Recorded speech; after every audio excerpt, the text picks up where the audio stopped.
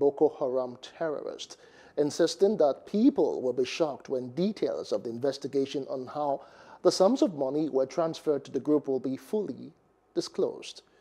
Now, discussing with me is security expert Dennis Amakri and political analyst Femi Lawson. Many thanks for joining me, gentlemen, on this discuss. Let me start with you, Dennis Amakri. You are a security expert. The presidency was in the news just 2 days ago, and he says that there is a link between kidnapping for ransom, banditry, and Boko Haram sponsorship. He said it has been established. How did we get from the issues of daily attacks from Boko Haram now to banditries and kidnappings on a daily basis in the northwest and other parts of the country? I think people have to, thank you for having me this evening. People have to understand these particular people that are terrorizing the country. Many people might not know, but the bandits, the Boko Haram people in the northwest, the kidnappers are all together. They are the same set of people. Security agents have even arrested some of them during interrogation. They said they fought with Boko Haram, but now they are bandits. And we believe, studying, if you study terrorism, you discover that the source of financing, one of the major sources of financing is kidnapping. Kidnapping, bank robbery, and all kinds of things they do, drug running.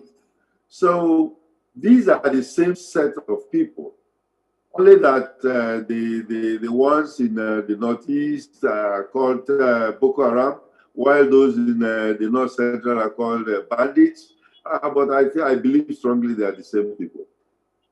All right, let's bring Femi Lawson right now into this discussion. You've heard Dennis Amakri's position trying to give us the correlation between banditry, terrorism, Boko Haram, and the kidnaps that we've had in recent times. Just a few days ago also, the National Security Advisor briefed State House correspondent, and he said that the president had actually read the Riot Act and it will no longer be business as usual. But many Nigerians believe that the actions of security architecture are more reactionary than being proactive. How do you react? You see, for the average Nigerian, including you and I, I'm very sure that we must by now admit that we are tired of this kind of promises, warnings, and whatever you want to call it, that is always emanating from the president whenever the actions of these terrorists comes into play. It is very, very unfortunate that what we thought the previous administration wasn't doing right, that called for a change of leadership in 2015, had even gone worse. Today, Nigerians are living in fear because government seems to be practically helpless in tackling the questions of the insecurity. I think it is not enough for the president to keep issuing warnings, to keep making declarations without fundamentally clear practical actions. The truth is that today, we cannot confidently say this is the number of people that have been prosecuted in the open court for being involved in terrorism, for being involved in kidnapping or the banditry and the insurgency going on in the northwest and the northeast. And until Nigerians begin to see the seriousness of government in this regard, every statement like the one made by President just a few days ago will amount to promises that is not yielding any positive result.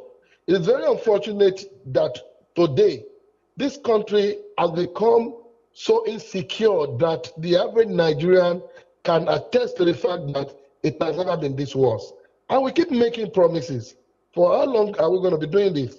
There must be practical demonstration on the part of government that it is ready to clamp down on terrorists and their financiers. And until that is done, No amount of boardroom promises or warnings or assertions can address the situation on the ground. All right, thank you, Femi. Let me get back to the security expert now, Mr. Amakri. You have heard the position of Femi, and he feels that it is much talk and boardroom talk, as he described it, and the body language is not showing that much has been done or much will be done. You'd really react to that, but then again, I also want you to talk concerning these sponsorship. We hear from what he said that there are contact from abroad. He mentioned the United Arab Emirates, and are we seeing a situation where this Boko Haram insurgent would actually pledge maybe allegiance to the Islamic State, and what do we have before us right now? Could you repeat the last part of your question? I didn't get it very well. I said, do you see a situation where it might deteriorate to the extent where this Boko Haram insurgent may pledge allegiance to maybe the Islamic State? What do we have in our hands? Because from what the presidency said, that their sponsorship, from the United Arab Emirates and some other part in the Arab world. Well, I didn't get you very well, but if I think I understand what you're saying about the financiers in the United Arab Emirates, right? Yeah. Okay. And yes, that is what even Femi is saying, that we should be worried about. How come nobody has been prosecuted? There are some people that were arrested, and we've not heard about them since that arrest. I know that they were extradited back to Nigeria, but what happened to them? This lackadaisical attitude when it comes to prosecuting people who are kidnappers, is still in Lagos, nothing is happening. So all these things have to come out. Now, the difference here is that the president finally has come out with this political will. He has finally come out with his political will, and this is not reading his body language.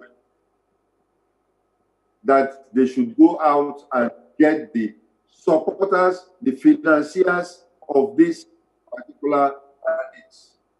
So that is a direct order. And I believe that they will do well by following that order.